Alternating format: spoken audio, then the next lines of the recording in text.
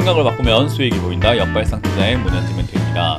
자, 오늘도 많은 종목들이 급등을 하고요. 많은 종목들이 또 급락하고 있는데 이런 과정 속에서 우리가 가야 할 길 상한가에 들어간 종목들 체크해보면 답이 나올 것 같습니다. 도움되신다면 좋아요와 구독 그리고 알람 설정까지 반드시 부탁드리면서 바로 출발해보도록 하겠습니다. 자, 일단 오늘 시장 좀 힘이 없네요. 지금 최근에 올라오고 있는 기업들의 상한가에 들어간 종목들이 힘이 없으면, 그리고 섹터가 이렇게 주도주라고 할 만한 섹터가 없으면 지극히 자연스럽게 올라가는 부분인 것 뿐인 거지 상승하고 있는 것은 아니다 라고 말씀을 드렸던 것 같아요.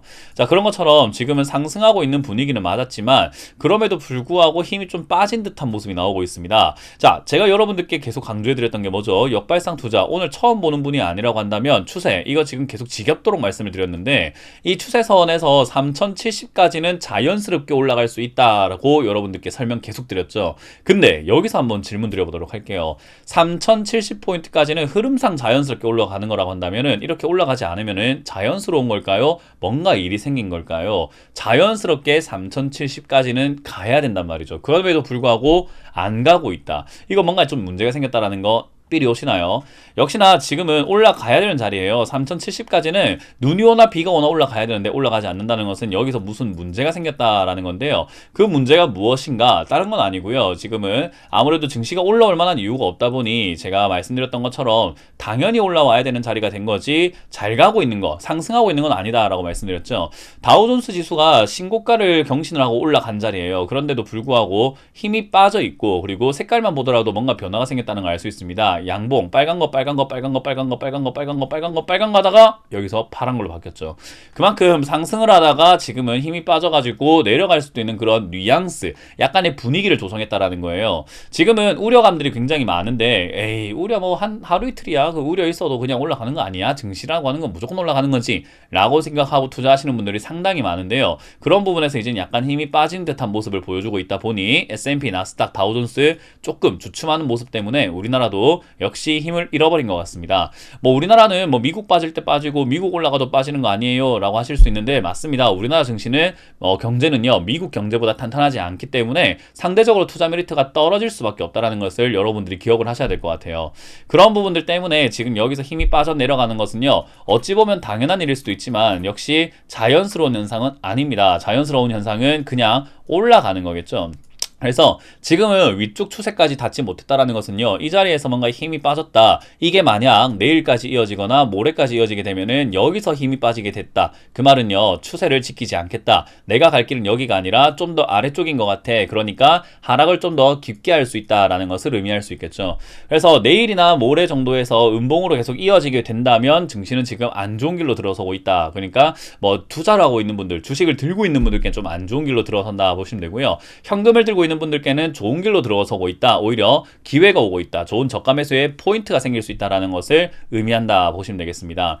그래서 지금은 주식시장에서 현금을 들고 있는 자와 주식을 들고 있는 자의 희비가 엇갈릴 수밖에 없고, 어떤 현상이 나왔을 때 그 두 부류의 두 집단의 생각은 다를 수밖에 없어요. 그래서 지금은 여러분들께서 주식을 들고 있는 건 전 나쁘지 않다 생각을 하는데, 반드시 명심하셔야 되는 것은 실적이 잘 나오는 기업인가, 좋은 기업인가, 주가가 빠져도 괜찮은 기업인가를 잘 체크해야 된다고 여러 번 설명해드리고 있죠. 그런 기업을 가지고 있다라고 한다면 증시가 빠져도 여러분들의 종목은 올라갈 수도 있습니다. 근데 그런 기업을 가지고 있는 것이 아니라고 한다면 지금 증시가 빠지기 시작하면 여러분들은 본전 찾는 게 몇 년이 걸릴지도 모른다라는 거예요. 그래서 판단 한 번이 여러분들의 인생에 몇 년을 좀 아낄 수 있는 방법이 될 수 있을 것이고, 또는 몇 년을 고스란히 날려내는 그런 상황이 만들어질지도 모릅니다.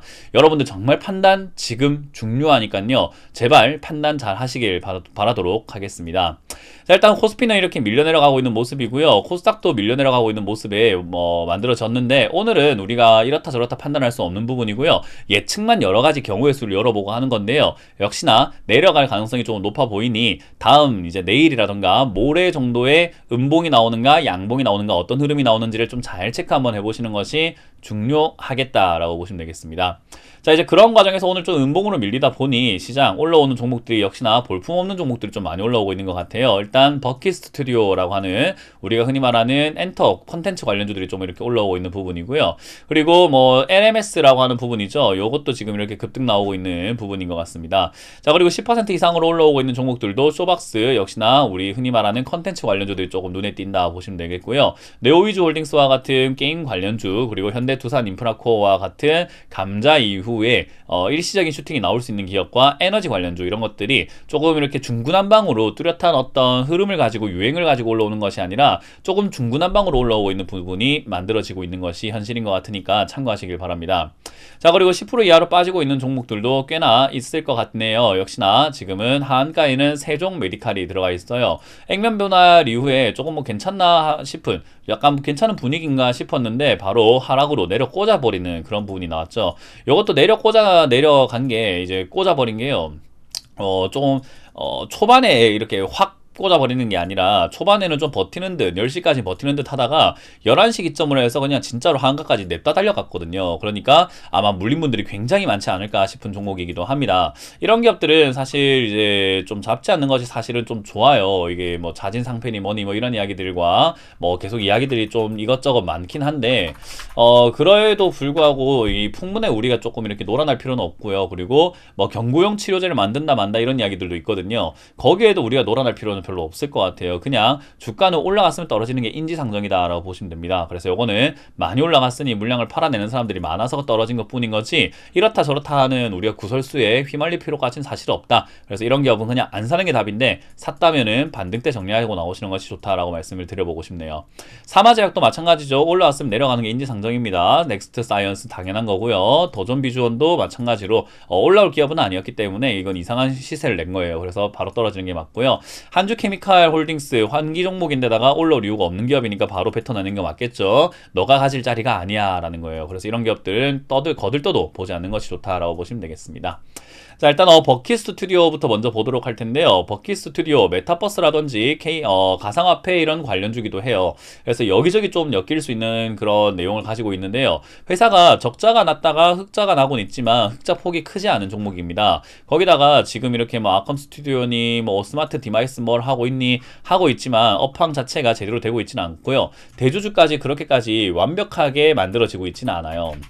그래서 사실 이 버킷 스튜디오라고 하는 이 기업은요, 가상화폐 쪽으로 엮여가지고 약간은 조금 시세를 냈던 옛날이 있었고요. 지금도 그쪽으로 좀 엮여서 움직이는 것 같습니다. 위메이드와 함께 빗썸 경영을 할 수 있다라고 하죠. 그래서 그런 소식에 또 급등을 했는데 요즘 가상화폐가 신고가를 뚫고 올라가다 보니 그런 부분에 있어서 가상화폐 관련주가 좀 뭐 없을까? 역시나 눈을 이쪽으로 돌리게 되는 것 같습니다. 좀 잡주라고 보시면 좋을 것 같고요. 이거는 지금 바닥에서 오랫동안 횡보를 했다라는 것은요, 공들인 거예요. 세력들이 굉장히 공들였기 때문에 주가는 아마 8,000원 정도나 7,000원까지 이상 급등 현상이 좀 있을 수 있을 것 같습니다. 공들인 탑이기 때문에 아마 개민들에게 좀 비싸게 팔아내야 자기들도 오랫동안 공들인 돈을 벌 거 아닙니까? 세력들 절대 가만히 있지 않습니다. 노력해서 돈을 벌고 있어요. 개인들에게 비싸게 팔아내면서 돈을 벌고 있죠. 거기서 우리가 어리석으면은 비싸게 사는 거고, 어리석지 않으면은 조금 우리가 물량을 넘겨받지 않으면서 오히려 다른 어리석은 개미들이 여기에 물리게 된다라고 보시면 되겠습니다. 그 말은 바꿔서 이야기하면요, 지금 추가 상승의 여력은 있기 때문에 들고 계시는 분들은 보유하시는 게 맞고요.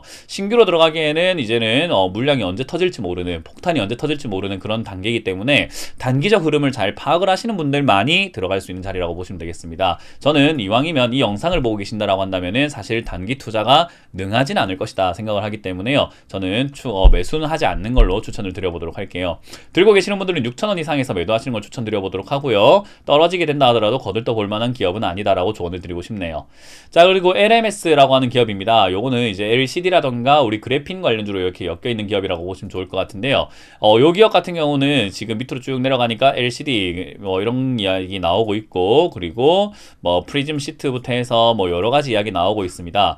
회사가 근데 문제는 뭐냐면요, 코로나 터지고 난 다음에 적자예요. 그 말은 코로나 영향을 굉장히 크게 받았다라고 보시면 되고요. 그럼에도 불구하고 주가가 생각보다는 많이 안 빠져내려갔다라는 점을 생각해 볼 때 이거는 단기 기술적 반등이라고 생각해 볼 수가 있을 것 같습니다. 아무래도 지금 하고 있는 업이 잘 안 되다 보니까 오늘 뉴스는 메타버스 사업에 진출한다라는 이야기 나오는데요. 김밥집을 차렸는데 김밥이 잘 안 되다 보니까 라면집 차리겠다 있다라고 하는 거랑 똑같은 건데요. 김밥집도 제대로 못하면 라면집도 제대로 안 됩니다. 늘 말씀드리는 거죠. 지가 하고 있는 일이나 잘해야 된다라는 거. 그래서 LMS라고 하는 기업도 자기가 하고 있는 기업을 영업을 제대로 못하고 있는 단계이기 때문에 저런 새로운 사업 진출한다라는 이야기로 뭔가 분위기 전환을 꾀하고 있는 것 같지만 글쎄요. 지금 잘하고 있는 기업들에 대비해서 이제 시작하는 기업이 얼마나 잘할 것인지는 좀 두고 봐야 되는 일이 아닐까 싶어요. 어쨌든 신사업에 대한 기대감 때문에 뭔가 활로가 트이지 않을까라는 그런 사람들의 기대가 모이다 보니 주가는 급등했고요. 그 기대감은 제 생각에 오래가지 않을 것 같습니다. 13,000원도 안 갈 것 같다 생각이 드는데요. 요 기대감은 짧을 것이다. 그리고 바로 빠질 것이다 라고 생각이 드니까요. 물려 계셨던 분들은 탈출 용도로 좀 활용하시는 게 어떨까? 어떤 분들은 그래요. 13,000원까지 올라온다고 치면은 제가 17,000원에 샀는데 손실인데 어떻게 팔아요? 예, 손실인데 팔아야 됩니다. 왜냐? 시간이 아깝거든요. 그래서 LMS가 이제 메타버스 관련 기업으로 거듭나면서 여러분들이 그래 메타버스 좋지 그리고 너가 하는 메타버스 사업을 한번 보고서를 읽어보니까 정말 괜찮을 것 같아 라고 여러분들께서도 직접 느끼신다면은 사실은 시간 뺏겨도 가져갈 만한데요. 그게 아니라 나 아무 확신도 없고 아무런 내용도 모르겠는데 그냥 뭐 무섭고 그냥 아무것도 모르겠어요 라고 한다면은 시간이 아깝습니다. 우리가 흔히 말하는 아는 만큼 기다릴 수 있게 되는 거거든요.